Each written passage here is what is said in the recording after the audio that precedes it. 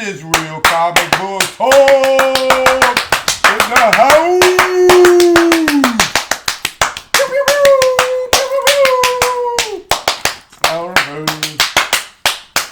Yes! What it do? We the best, god dang! You know it. I had to put a little more energy in that one because the show's so depressing. Yo, we are here to talk about episode 1 of I Am Not Okay With This. I'm not okay with this. A comic book adaptation. Netflix is doing it again with their... Netflix has no problem adapting comic book shows. Like, oh, okay. I mean, I got Marvel, comic books DC. into shows, Marvel, you know? DC got the movies and all that. Don't worry. They got we got everything that you couldn't do. That you would not typically think would be made into a show. We're doing. That's what Netflix... That's how I feel Netflix is doing now. I think they trying to take anything that's not DC and Marvel. Since we can't use DC and Marvel. Because Marvel, ever since Marvel screwed them on that, and they had a really good thing with Marvel. I mean, a really good show from Marvel. Marvel screwed them. Shows, multiple. They're like, we're going to all the other comic book. And we all know that are good. Yeah, Lock and Key, which was that adaptation is completely. I bet you they so upset. Completely different. I bet you they are pissed that the boys is on Amazon and that was them. Oh no, they're just more motivated to find something else. I know what I'm saying, but you can be motivated and still be pissed. You can be both. You're pissed because that's competition. Yeah, and now they really got to have Umbrella Academy come out sooner.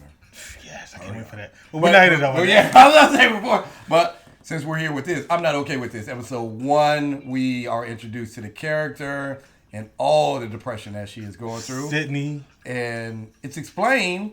I understand it. I understand what she's going through.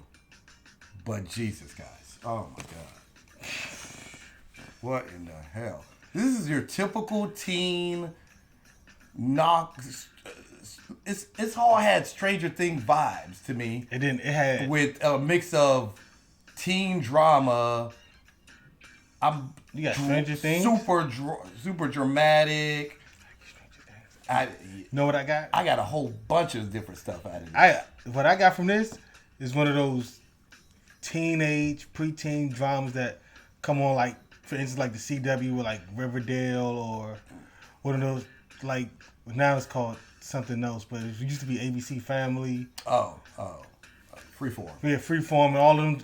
When we had those kid teen dramas and the girl, you see them start out from just the average girl that nobody cared about, and she even said that too. Yeah, nothing special about me. And then next thing you know, she's like, a friend comes in her life, and now she's changing a little bit. I mean, that's the vibe I got from it. It's not exactly what's happening. It is what's happening. Well, she already had the friend. She already had the friend. No. She made sure to tell us that she already had the friend. They moved there around the same time, so they both the new kids. Yeah. She didn't just make the friend. Okay, fine. Stanley then. Yo, you know what? The only reason I think she's talking to Stanley is because now she wants a boyfriend because her friend has a boyfriend. Actually, I think Stanley's talking to her. Well, I think she's giving Stanley a shot because of hold on, what's her name? Dina. I was about to call her real name. Dina. Hold on, is that Kobe Bryant's daughter? No. I just saw Bryant. I'm sorry. But Dina, who now has a boyfriend, right? Mm-hmm. And and she really hates the boyfriend. And now, at first I was thinking, like, she's really friends with Dina, but she really likes Dina, likes her, like, she's lesbian, she's gay. I think she does. I was thinking that, right? And she may still is. All those vibes came off. Oh yeah, as soon as she saw it, was like, this is the worst thing ever. Yeah. But also, in defense, there are people who like that, who like, as soon as I know, because she doesn't seem dumb at all. Like, as soon as my friend has somebody else that she can't share all the time with me, that I'm gonna lose my friend. The jealousy. Well, not just knowing that she ain't gonna have it all the time with her friend because her friend has a boyfriend. And a lot of teenage girls, when they get another boyfriend or girlfriend, and their friends kind of always get a little pushed to the side because they want to spend time with that boyfriend. Because they think that's the most important thing in the world. Like, you're going to be together forever. Yeah. You won't. That really happens. So, and then that's like, all right, well, I'm about to lose out. Well, I'm going to get me a boyfriend. And, the only person who's really going to talk to her was him. The neighbor. We said we never talk and everything. We're so close, we never talk. Never spend any time together. Yeah, this is Stanley. This is about to be some next level teenage drama right here. Luckily, I only got to see 7 episodes. 7 episodes of this. But I will say it's not a bad episode. I'm not not bad. It's just depressing. Oh gosh, I can't Y'all can't be this and not be in a y'all happy can't place. give us 7 episodes of this. Y'all gotta have some. There's gotta be some up moments. It's gotta be like every time. I feel as though every time her best friend's around without the boyfriend, it's going to be good. She's gonna be happy. She was so happy dancing in the street when she introduced what? When she was with her little brother Lanham. I'm saying his name wrong. Except it was a little dark though. No, but yeah, but she was happy. She was smiling. Now her mom is a bitch. Man, we are talking about that. Her mom is cold. First I didn't think it. She was like, yeah, I was thinking typical mom, teenager rebellion. That's what I was thinking. No, they showed. That's what you were supposed to think. Yeah, I was like, all right, cool. Her mom is, she got a job. She got a job. Hard hours. Got to take care of her family. Single mother. Yeah, I was thinking all that, and it's like, why you keep giving me all this attitude? Can you just do what you're told? I'm trying to make the best of the situation we have. All of that. Typical. But when she came to her and they were sitting on the couch on the TV, and she's like, yeah, the counselor gave me this kind of like this outlet. Like, I work for what? She was like, and then Sydney's like, well, sometimes I feel like the people I love don't love me back or something like that. And her mom said, well, honey, maybe you're aiming too high. I was like, oh, you I ain't heard. I haven't heard anything that cold blooded in a while. I was like, shit. I mean, I ain't heard none. That's like, I was like, top level cold blooded. Oh my gosh. I was done right then. That hurt. I was hurt. At that moment, I understood her whole life. Yep. At that part, and right like there. her father committed suicide. She never knew why. I was like, now I'm just like her. Now we know it's you.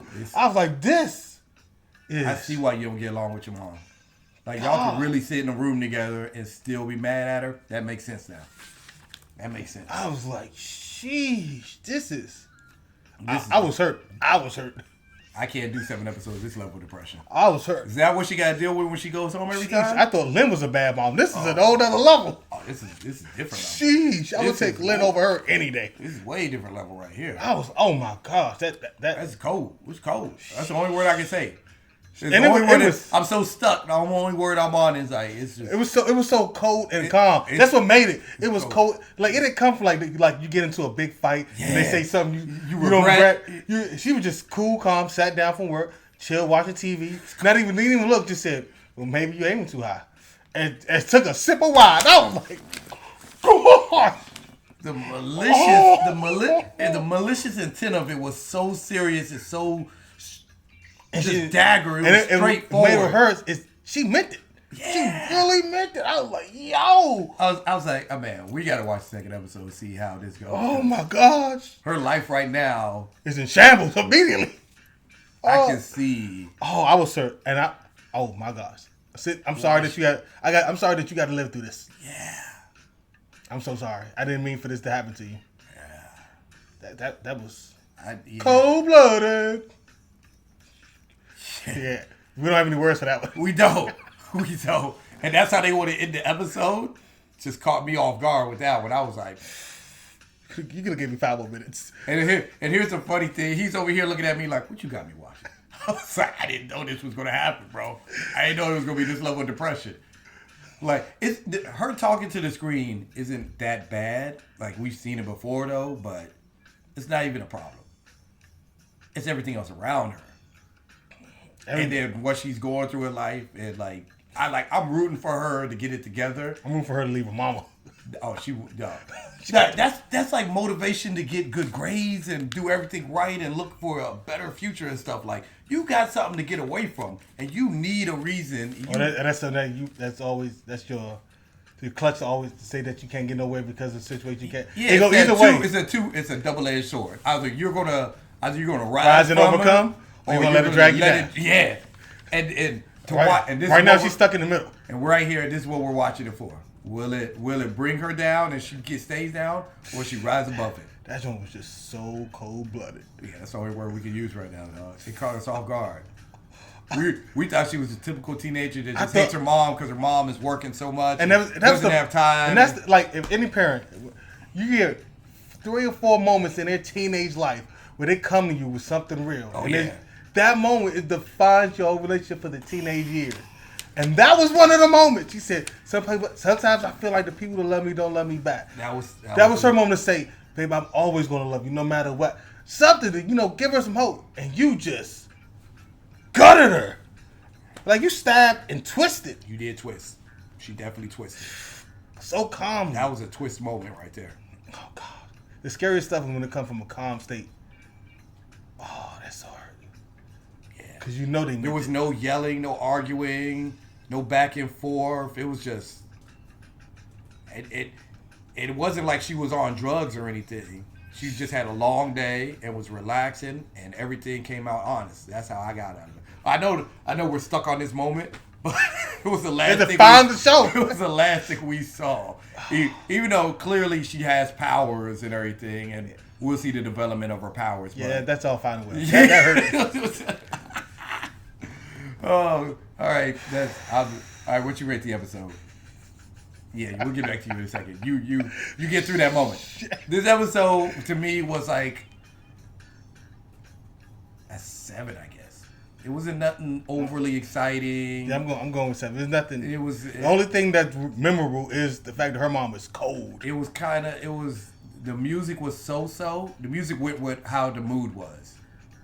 So the music was fine. The introduction of characters was typical. It was fine. I liked that you did introduce everybody who's significant in your life right now. We see where they're going to go with each character. Like, she does not like her best friend's boyfriend. That's going to go sideways. I don't like him either. That's going to go sideways. He's an entitled little something. And he plays sports. You can tell with the Letterman jacket. Oh, yeah. He's bougie. He's thinks he runs the world. All that good stuff. Entitled. The best friend is complete opposite of her. Which is fine. Which is okay, yeah. And we know why. They met him because they met each other at the same time, so it works out. And Stanley is... He's weird. He's just weird. She said it. It's fine. He confirmed it. Walking no shoes. Am I right? Who needs them? Let me walk with you. Let me walk out with your shoes. You walking on looking like a gravel road. Yeah. You don't think you don't need shoes on? He's just weird. Yeah. Malarkey. And then the brother is... Brother's the best. He's the most regular person on the show. He is a regular person. He goes through regular stuff. Now I will say he has that potential to be like smart because that age he's like he is smart. He already is coming up with a scheme to protect himself from the bully. And he's like, yeah, this is just the Mach 1. That's the hardest to make. I was like, what are you, little Tony Stark over here? Yeah. He knows how to deal with situations and get out of them. He's logically trying to deal with a situation in the most reasonable, logical way you can at that age. So he's fine. Oh, God. So, yeah, this show right now is just another teen show with potential powers because it came from a comic book and it's all pretty obvious. You know what it is? Cloak and Dagger. Netflix. Short and style. There you go. You just heard it. I give it a 7. He gives it a 7. A horrible mother. Oh, with levels of depression that we hope they get rid of. Which, based on the very first scene of her looking like she's walking in an all bloodied out dress and everything. That. So, yeah, we know it's going to get bad. Something's going to happen, but... Something's going to go horribly wrong, and we hope that there's a positive thing out the end of it. That's all we got. You got anything else for him? No. So I feel sorry for him. You're stumbling over words. I feel sorry for you. We're out. We're going to watch episode 2. We're going to drop that one for you soon, too. We're out. Deuces. Yeah. We in the club, we partying. We in the club, we partying. Yeah. How much ice you got? I don't know. Get it, Hollisman. I cannot miss like I am the ace. Electrocute you, then I leave you with aftershock. Getting angry, then I turn her Incredible Hulk. Bite and bog. Chop it down like you one of them stars.